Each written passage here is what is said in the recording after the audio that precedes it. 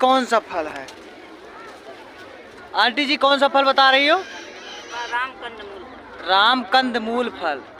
ये कहाँ मिलत है? श्री राम कंदमूल फल भगवान श्री राम 14 वर्ष वनवास में खाए और खाने में ठंडा व मीठा स्वादिष्ट होता है एवं चित्रकूट के नासिक में पाया जाता है। सभी बीमारियों के लिए खाने के लिए लाभदायक होता है। 10 रुपए का, 5 रुपए का, 20 रुपए का। 5 रुपए पीस है।